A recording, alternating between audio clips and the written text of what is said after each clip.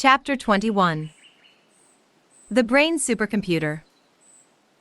The possibility of creating a flying saucer awoke an interest in me. If one takes into consideration only the principle of movement as a hypothesis, still it is a new one.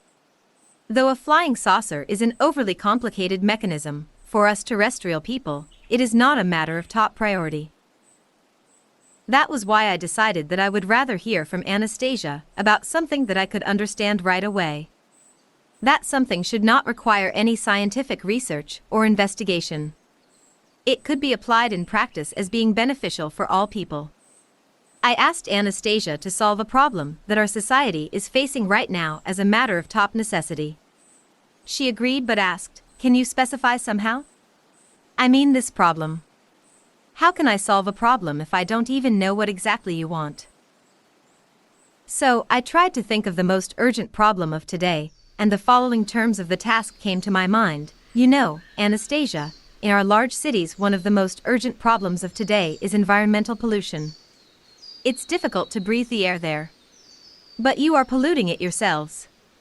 Of course, we do. Please, listen to what I am going to say. Let me finish. Only do not start your philosophical talk trying to debate the subject as you always do, by saying, you should take good care of yourselves, don't pollute, plant more trees, and so forth. Just accept everything as it is now and think of something. For instance, something which could purify the air in large cities, let us say, by 50%, and it would not need any expense from the state treasury. The thing which you are going to invent should be the most visible of all kinds of variants which anyone could think of, and it would be applicable, understandable for me and everybody. I'll try, answered Anastasia. Are you sure you have mentioned all the conditions? Trying to make the task more complicated, I had a gut feeling that her mind and abilities could be more powerful and advanced than our conscious mind could assume. That was why I added, let the innovation you are going to think of being profitable. For whom? She asked. For me and my country as well. Since you live on a territory which belongs to Russia, let it be beneficial for all Russia. Does it mean money? Yes, it does. How much? You know, Anastasia, as far as profits and money are concerned, it is never enough. I need just enough to cover my expenses for this expedition, and another one in Russia. I became thoughtful. What if I would try somehow to arouse in her interest in the material wealth of our civilization? So I asked, what about you? Do you want anything for yourself? I've got everything I need, she responded. Suddenly, a great idea came to me. I have realized what could arouse interest in her. You know, let the thing you are going to think of bringing enough money so all your favorite dochniks, well, I mean gardeners, all over Russia can get seeds free of charge or on preferential terms, at reduced prices. Sounds nice, exclaimed Anastasia. What a wonderful idea. I will start processing it right now if you have nothing else to add. I just love it. Are you sure you have nothing else to add? Yes, I am sure, Anastasia. That is, it for the present. I could tell that she was excited by the task itself, and especially the idea of helping the dochniks by supplying them seeds for free. Although at that very moment I was sure, despite her extraordinary ability, that the problem of air purification was an insoluble one. Otherwise, our many scientific establishments would have solved it by now. This time Anastasia lay down on the grass vigorously. Usually, she did it very quietly, spreading her arms wide apart. The pads of her slightly curved fingers were upwards. Sometimes she was moving them, then they were still, the eyelashes of her closed eyes quivered occasionally. She stayed in that position for about 20 minutes, then she opened her eyes, sat down, and announced, I have determined it. But I tell you, what a nightmare it is. What have you determined? What is the nightmare? The greatest damage you are getting is from so-called vehicles. As their number in large cities is tremendous. Each of them is producing extremely unhealthy toxic gas and dangerous substances for the human organism. The most awful thing is that these substances are getting mixed up with earth particles, or dust as you call it, so the dust gets saturated with it. While the vehicles are moving, the saturated dust gets into the air, and people are breathing in this terrible mixture. Also, these particles are scattered all over, covering grass, trees, and everything around. This is bad. Sure, it is bad. Everybody knows about it, only nobody can do anything about it. There are washing machines, but they cannot cope with this task. You, Anastasia, have discovered absolutely nothing new. You have not thought of an original solution to the purification problems. I've just determined the main source of harm. Now I'll start analyzing and think it over. Now I need a long time for concentrating, an hour, because I have never been involved in something like this before. To kill time, you can go for a walk in the forest or... Please, mind your own business and don't worry about me. I'll find what to do. Anastasia went deep down into herself. When I came back after a half an hour's walk, I found her, it seemed to me, unsatisfied, and I said, trying to comfort her. You see, Anastasia, in this case even your brain is helpless. Please do not get upset. Many research institutes are working on this problem, but all of them, just like you did, are only able to find the fact of pollution. Yet they have managed to do absolutely nothing till now. Her reply sounded guilty. Well, I've tried, I guess all possible variants, to solve it quickly and by 50%. Sorry, I've failed. I pricked up my ears, for she had found some answer. What amount did you get? I asked. She sighed and said, I've not reached a lot. My percentage is only 35 to 40% improvements. What? Are you kidding? I could not restrain myself. Very poor, isn't it? She asked. My throat got dry.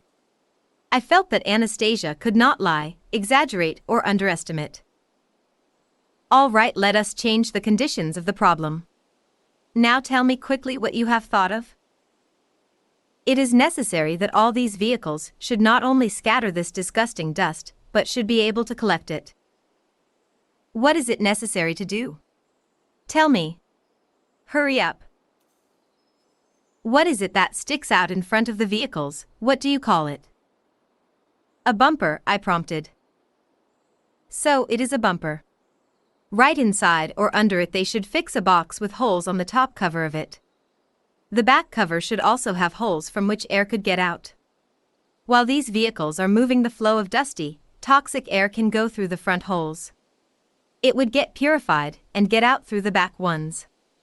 The air will get purified by 20%. What are the 40% I've been promised?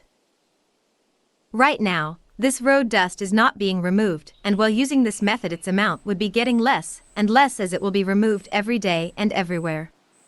I have calculated that within a month, with the help of these kinds of boxes, providing that they were installed on all vehicles, the quantity of polluted dust could be reduced by 40%. Though the air pollution percentage would not continue to go down, as there are other factors which prevent it. What is the size of the box? What should they have? What is the number of holes? What is the supposed distance in between the holes? I say, Vladimir, maybe you would like me to fix all these boxes to each vehicle. It was the first time that I realized that Anastasia had a sense of humor. I burst out laughing when I tried to visualize Anastasia fixing her boxes to the vehicles. She also started to laugh and spin around the clearing. The idea was amazingly simple, and our technique could take care of the rest. I tried to imagine on my own how everything could be done. A couple of special decrees on behalf of the leading administrative authorities, proper control of state automobile inspections, filter exchanges at gas stations, and control tickets would be needed. Wait a minute, Anastasia, will you stop, please? I was trying to attract her attention as she was spinning in a dance. What is supposed to be inside these boxes? Inside of the boxes? Well, for a change you should think for yourself. It is so simple, she replied without stopping her dance. All right, and where will the money come from? I asked her again. She stopped dancing. Well, what do you mean where from? You have only asked me for the most rational idea, and here it is. I have thought of exactly the one you had programmed. They will use it all over the world in large cities, and pay Russia for this idea.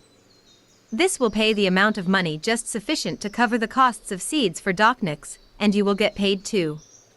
Only your money would come to you under certain conditions. At that time, I did not pay attention to her words certain conditions, as I was too busy trying to figure out something different. So, do you mean it is necessary to patent it? Who will pay voluntarily? Why not? They will, just a minute, I'll set the percentage Russia will get from the box's production by 2% and 0.01% for you. What is the use of your settings? You are smart in some fields, but as for business matters, you are a complete layman. Nobody will pay voluntarily. They do not even pay according to signed agreements. If you knew only know the number of non-payments.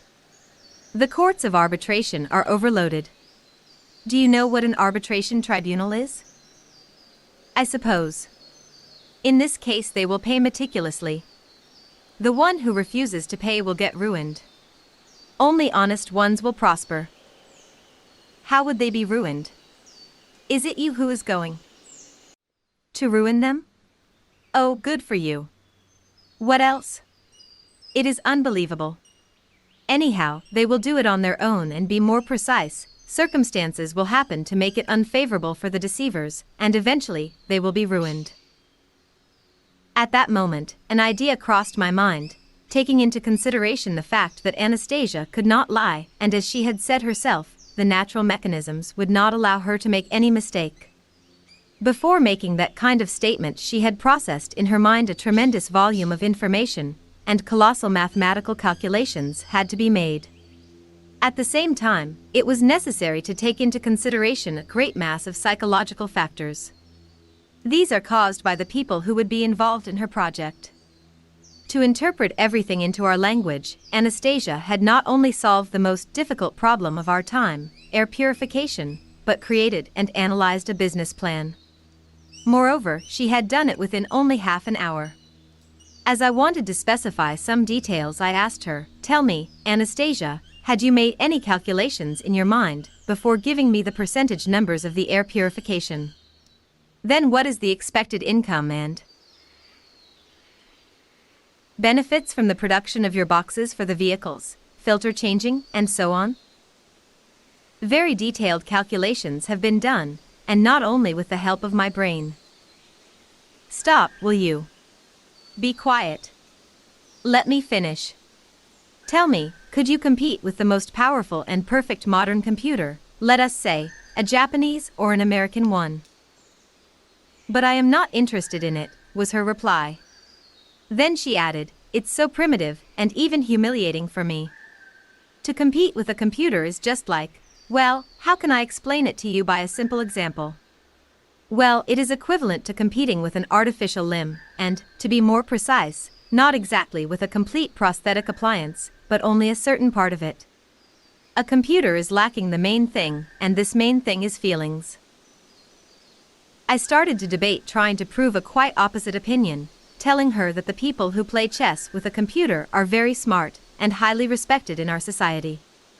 Having failed to convince her after trying all kinds of reasoning, I asked her to do me a favor and, for the good of other people, to prove a human brain's abilities and possibilities.